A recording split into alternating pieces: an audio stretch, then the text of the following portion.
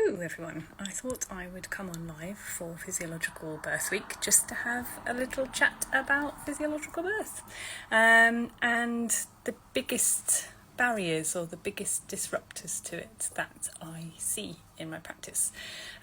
So I think the first one is stepping out of your home and choosing to go to a place that purports to support physiological birth but actually doesn't, i.e. a hospital, to have your baby. Because instinctively, it's not a safe place for us as mammals. None of us think, oh, I really need a relaxing day out. I know where I'll go, the hospital. And when we're trying to aim for a physiological birth, actually what our body needs is somewhere that helps us to feel instinctively safe. And for most of us, that's our home. Obviously some of us don't have safe homes, and that's different, but for most of us, home is that safe place where we can be ourselves, where we can move how we want to move, where we can curl up wherever we feel comfortable, where we can move from one room to another, get whatever we need without feeling that we're imposing on somebody or having to ask them to get us something as simple as a glass of water or something like that. And all of these things during birth, if you're having to think about things, they're taking you up into the thinking part of your brain, the cognitive part of your brain. And actually, for physiological birth to work, what we need to do is really sink into the basic part of our brain, the cave woman part of our brain. We need to relax and let go and give in and stop those racing cognitive thoughts that are blocking what is a natural physiological event.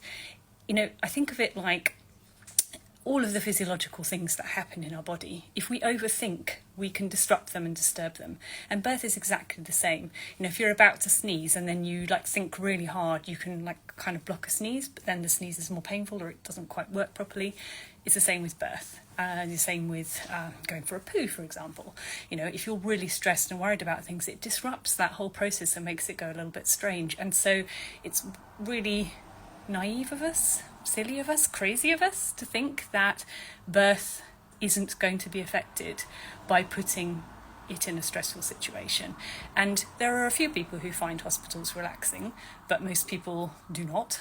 Maybe if you work in one and feels like your home because that's where you work, feels good. But yeah, for most of us, it's not somewhere we want to go to relax or feel safe. So that is a big one.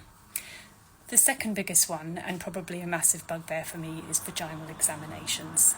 Okay, you don't go up to any other birthing mammal, a bear, a wolf, a cat, a dog, and say, could you just lie on your back a minute? Yeah, okay, just put your feet together, drop your knees out. Yeah, let me look right at your private parts. Okay, now I'm just going to touch, I'm just going to wipe, I'm just going to clean, I'm just going to poke my fingers in there. I'm going to push my fingers right in. Oh, it's uncomfortable. Yeah, okay, well, I'm just going to spread my fingers apart and see what's going on there.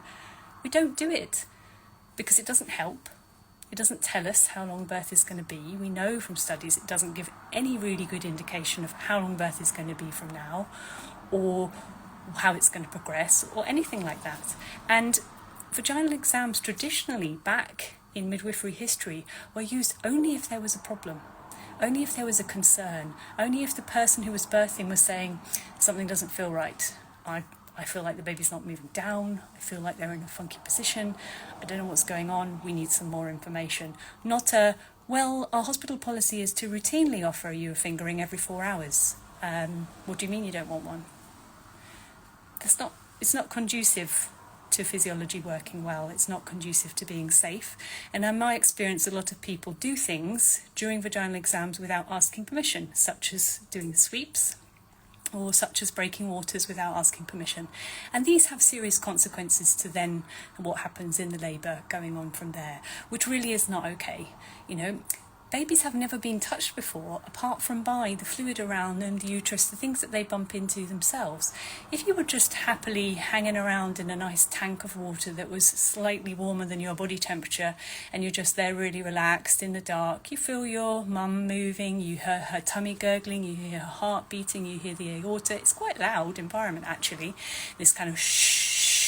Why babies find that noise relaxing, because it's the same as the blood rushing around. And then suddenly, out of nowhere, somebody just pokes you in the head. You'd be like, what was that? And I've seen babies react in a way where they've gone and they've turned and then they've got stuck. because they've turned in a way that they wouldn't have done otherwise if they'd just been left alone, and they've turned and got wedged, and then the person has needed assistance to birth their baby. So it's something that really needs to be taken into consideration, having fingers in your vagina. Whether is it actually going to help you?